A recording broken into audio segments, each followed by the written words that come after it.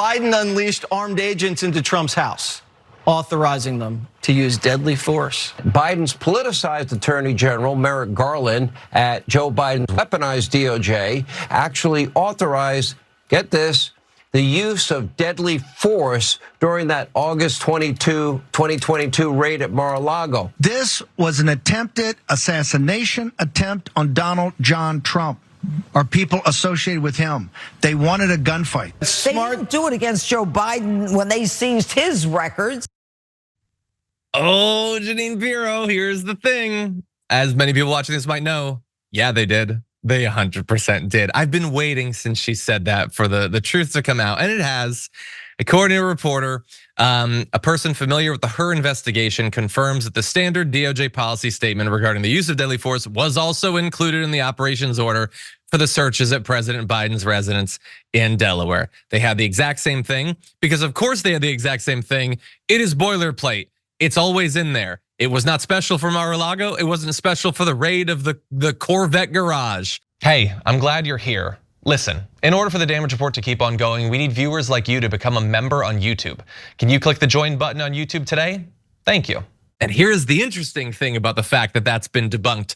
That tweet was put out at 4:38. Fox News primetime stuff is obviously later than that. It had already been, I mean, look, it was already debunked as being boilerplate before, but the fact that it was also included for the raid of Joe Biden was out before those evening shows on Fox. Now you might think, well, okay, but how is Fox gonna know what literally every reporter in the world is talking about? Well, it was a Fox reporter that revealed that. Jacqui Heinrich is a Fox reporter. But of course, they just ignore it. On Fox News, they pretend that all of this has not been revealed. The stuff about it being boilerplate was out yesterday morning. Every one of them knows that this is fake and is knowingly lying to their audience as they so often do. And they're not the only ones. Eric Bolling is saying that this is proof that you might have to arm yourself to protect against the FBI. He goes on to say, I'm just gonna read this one section because I find it so fascinating. I don't wanna play any more video of Eric Bolling. I already inflicted him on you all yesterday. He said, what happens if Donald Trump is there and sees someone, an FBI agent, roughing up Barron Trump or Melania Trump in her closet, which we know they went through, and decides to push back? Is there gonna be a gunfight at Mar-a-Lago because the FBI and the Secret Service are gonna get into it? Think about how deeply conspiracist this dumb donkey Eric Bolling is. So in his mind, Melania, who's there somehow, is gonna be roughed up by an FBI agent in a closet. That's a thing that's gonna happen. And in his fantasy telling of this, Trump, dutiful husband as he is gonna see that and he's gonna throw himself at the FBI to stop them.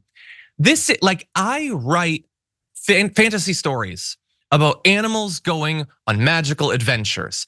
And even I don't have the sort of imagination that Eric Bolling has, the ability to suspend my disbelief and think that any of this makes any sense.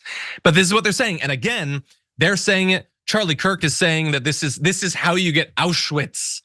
Every one of them is saying this after they already know it's boilerplate. It's always included in all of these raids, and they did the exact same thing to Joe Biden.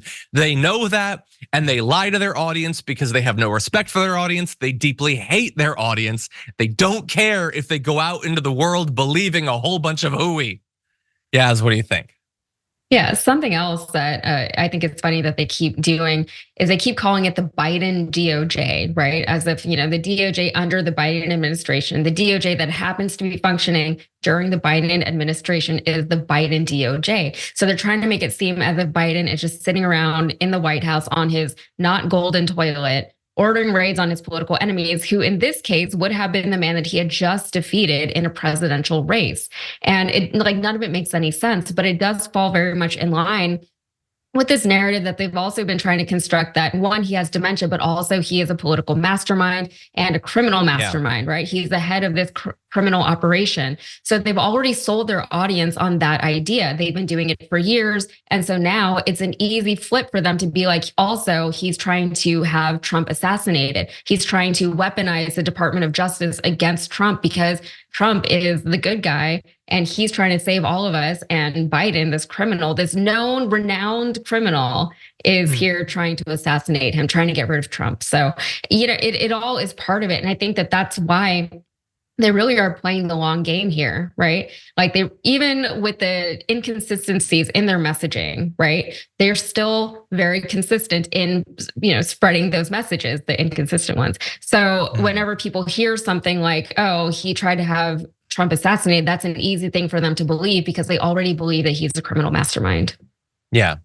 That, like, I will often criticize them for not necessarily being the most mentally dexterous creatures, but they do have flexibility when it comes to this. They will simultaneously believe that Joe Biden he has tapioca pudding for brains and he's a criminal mastermind. He's trying to rub out Donald Trump, and also Donald Trump is legally allowed to kill his political opponents. They believe all of these things that would seem to be mutually contradictory, and yet they proceed.